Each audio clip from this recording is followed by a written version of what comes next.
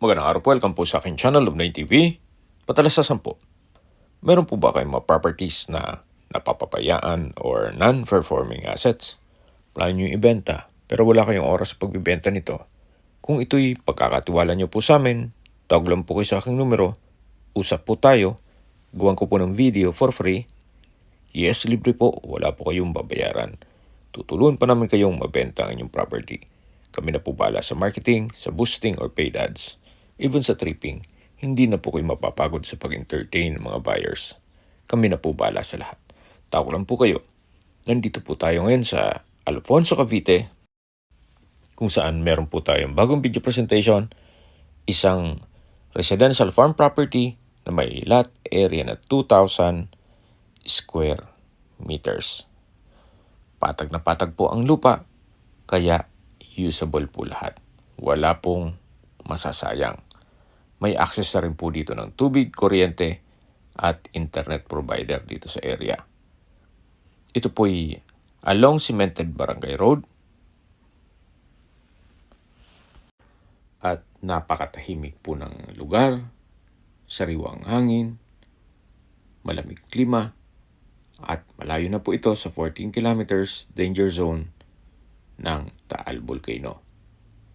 Napaganda po ng lokasyon, gawa ng develop na po itong daan. Mula po dito sa Barangay Road, yan po yung lupang binebenta.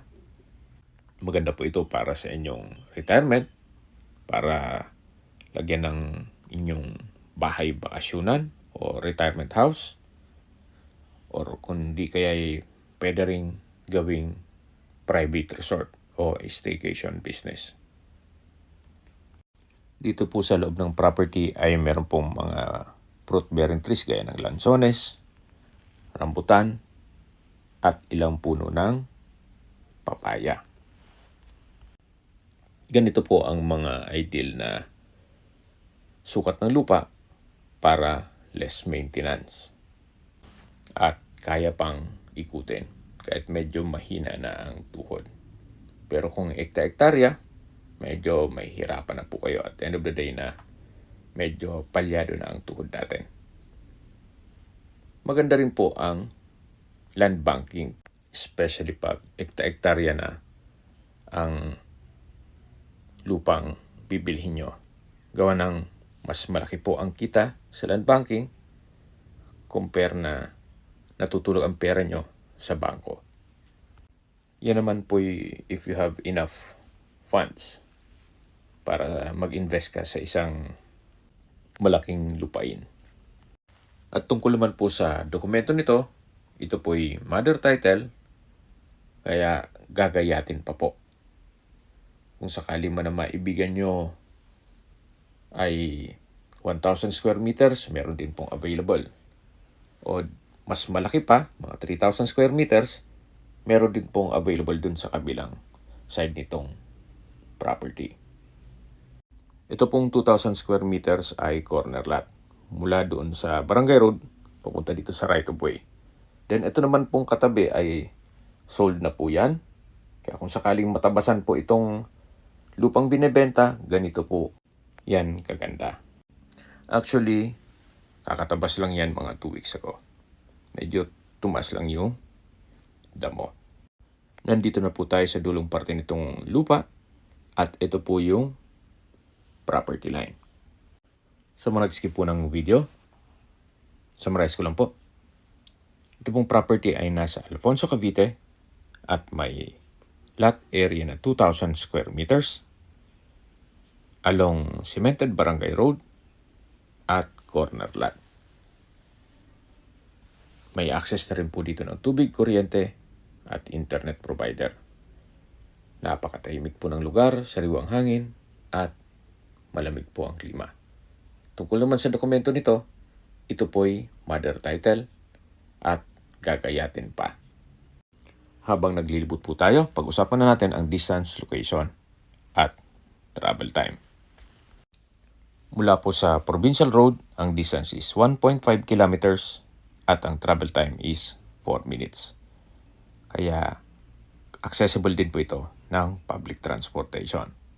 Meron pong regular trips ng bus mula Alfonso papuntang Manila, vice versa. Mula naman po sa Welcome Arc ng Alfonso sa Tagaytay Nasugbu Highway, ang distance is 9.3 kilometers at ang travel time is 15 minutes. Mula naman po sa Twin Lakes, ang distance is 12.5 kilometers at ang travel time is 21 minutes.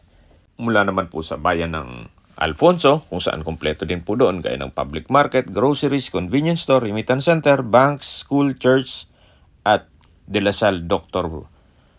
Poblete Hospital, ang distance is 4.5 kilometers at ang travel time is 12 minutes.